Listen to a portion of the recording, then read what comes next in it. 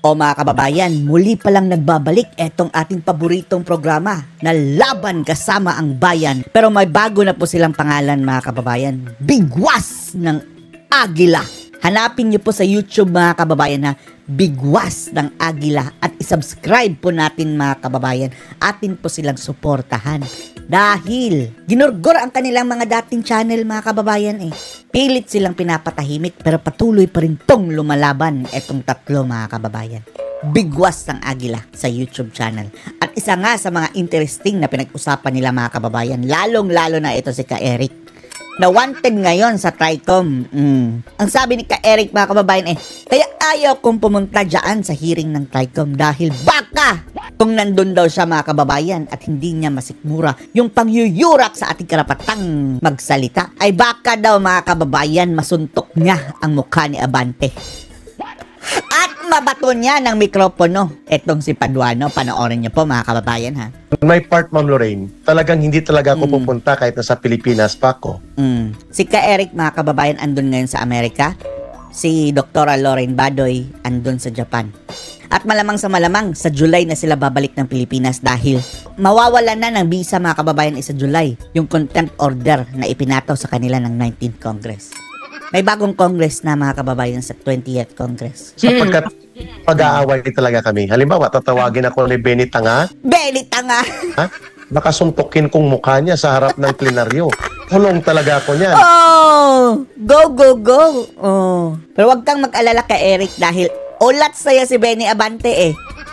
Hanggang June 30 na lang yan mga kababayan. Tapos si Paduano, graduate na rin ng animal. Oy, tapon kong mikropono kay Paduano nang kung gulat-gulatin niya ako, I will really do that. Hindi ko lang sila tatawagin ka Garo Court. Hindi kulong pa rin ako, di ba? Useless na pupunta ako because hindi ko talaga papayagan yung the way sinabihan ni Benny Abante si MJ Kiambao na, di ba tanga ka? Tanga ka. Pinilit talaga ni Abante mga kababayan na paaminin si na tanga. Si MJ, grabe. Kung hindi, ikukulong niya mga kababayan. Again, no? Apologize ka. O, tapos ang sagot ni MJ, naawa nga ko eh. Opo, Your Honor, sir, tanga po ako. Umiyak na mga kababayan, no? Babae. Di bale, ulats sa mga animal na yan eh. Ulats na mga kababayan. So that, Ma'am Lorraine. Yeah. Tapon kong mikropono sa kanya. Magkakagulo talaga sa plenaryo na yan. Di ko ako. Gagapusin ako, ingungudnod ako. Kaya ano pong punto na I will never allow them na labagin at lapastanganin ang karapatan ng mga mamamayan sapagkat mamamayan tayo. Sila ang dapat rumispeto sa batas. Meron sanang ipapasa na batas mga kababayan na limitahan itong contempt order ng Senado at Kongreso dahil inaabuso mga kababayan eh. Katulad na lang ni Colonel Grijaldo hanggang ngayon, hindi pa rin nakakalabas mga kababayan. Doon na siya nagpasko, inabutan na ng June. Kulong pa rin without pay. Walang kaso ha, tinulong nila mga kababayan, grabe. Hindi ba ito nakakabahala? Dapat mayroong batas talaga mga kababayan na naglilimit dyan sa mga kongresista, dyan sa contempt order nila. Unlimited mga kababayan eh, para kang Kinanggaro Court. At sila dapat na magprotekta ng mga karapatan na ito. Pero the way they can do it, yung kanilang pag-power trip, bastusan, panduduro, pangbubuli, intimidation, at talagang papahiyain ka, pag sumagot kay papakulong ka, alam natin ang mangyayari, ma'am, no? Kaya hindi ako pumunta. Umiwas ako, not because natatakot kami. Pero makikita nyo talaga kung nangyari yan, na nakuha ako at pipilitin akong humarap doon, kang itatapon kong mikropono kay Paduano at kay sa kanila kung babastusin nila ako. Gulo talaga yun. So, para hindi mangyari yun. Tapos itong mga animal na mga kongresista mga kababayan, matapang lang doon sa doon sa kanilang area. Dahil hindi sila makukulong mga kababayan kahit anong sasabihin nila. Paglabas, ayaw nga magpa-interview, nailapas sa langaw mga kababayan. Hindi mahuli-huli. Step ako. Kasi hindi ko kinikilala. Isa pa pala yan, ma'am. I never recognize their authority to intervene in the right of the people to free speech and freedom of expression. Illegal yan eh. Nagagawa ka ng batas para i-regulate ang freedom of speech. Ang kalayaan sa malayang pagpapahayag at kalayaan sa pagsasalitang malaya ay hindi absolute, pero ito ay fundamental. Kung may reklamo sila, mag-file sila ng kaso.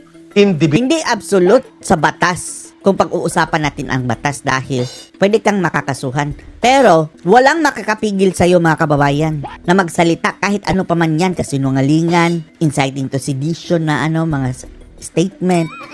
Walang makakapigil sa'yo. Pwede kang makulong pero kahit pa'y nasa kulungan ka, walang makakapigil sa'yo hanggang mayroong kang bunganga. Individually, not to use Congress to suppress and violate these rights. Kasi ma'am, nakalagay talaga sa saligang batas, no law shall be passed bridging freedom of speech and freedom of expression. So anong kalukuhan nito? Fake news daw ang gagawin nila. Number 1 fake news si BBM. I-regulate. Prosot na lang yun. There is no fake news other than Marcos himself. Tambalos-los, fake news din. Fake news to deceive the people. Gaya nung kanilang sinasabi, marami daw mga Pilipino gusto ng People's Initiative. Lokohin yung mga ulol nyo. Martin Romualdez. So kung fake news, di magkaso ka. Pero hindi mo gagamitin ito na excuse para lantaran o large scale na lumagin ang karapatan sa kalayaan sa pagpapahayag at malayang pagsasalita. Kaya hindi ko kinikilala ang kanilang otoridad sapagkat ito ay abuso. Yan pala mamang rason sa mga kababayan natin. Hindi kami duwag ni Ma'am Lorraine. I do not recognize dahil may karapatan silang pakialaman. Wala silang laban mga kababayan kahit ba'y matapang ka. Wala kang kalaban-laban doon dahil wala nang due process mga kababayan kapag andun ka sa kanilang jurisdiction sa Congress. Ang free speech and freedom of expression. Bagamat hindi yan absolute, yan ay fundamental at ipaglalaban namin yan, ipaglalaban ko. At kung mali ako, nag-abuso ako sa free speech at freedom of expression, they can file cases but not use Congress to suppress us. Yan ang posisyon ko. Yeah, same pareho tayo, Eric. On my part, I'm not going to be party to my own oppression, no? I'm not going to be party to all that. And like you, I don't recognize their authority over me to muzzle me and all that, no? Busalan. So, and the reason I'm nakulong na silang dalawa, no? Nakulong na. Also here is I don't need permission from anyone to be free. And if I stay in a country where the president, I can't even think of him as the president, when Bongbong Marcos is still there, who is a fascist, no? Fascista. And he's a very weak leader who just lets everybody torment us. My freedom will be curtailed and I cannot allow that, no? So pareho tayo na I have to be able to speak freely. And yung kalayaan na nararamdaman ko na I don't need to ask anybody's permission to speak freely because alam mo, palaki ako ni Digong, no? Habang katrabaho ko siya, yan ang talagang idinikdik niya sa communications niya. Kahit siguro sa mga taong nakapaligid sa kanya, no? Yung mga kritiko ni Tatay Digong dati, mga kababayan, mas malala pa yun. Sabing mamamatay tao si PRRD, diktador, demonyo. Nahiyaan lang niya, bahala kayo dyan. Walang naniniwala sa'yo. Dito mga kababayan, nagtatanong lang, ikukulong ka? Yes, freedom is the freedom of expression. Pabayaan nyo sila. Ganun siya. No? I agree. Kami ni Ma'am Lorraine ay hindi po kami nagtatago. Nagkaroon kami ng self-preservation. Ang self-preservation po upang kami makapagsalita, hindi kami main ng walang karapatan at kalaban-laban, ay isang karapatan namin na ipagtanggol ang aming sarili. Hindi kami nagtatago. We are on self-preservation mode. Sapagkat wala kaming kalaban-laban kapag dinakma kami, ikukulong kami sa city jail, kagaya ng nangyari kay Colonel Grijaldo. At yan ang kanilang gustong gawin na kahit hanggang ngayon, kinulong mga kababayan. Na kami dyan sa Pilipinas, hahabulin pa rin nila kami the way they painted Atty. Harry Roque as a demon, a criminal, na wala pang paglilitis.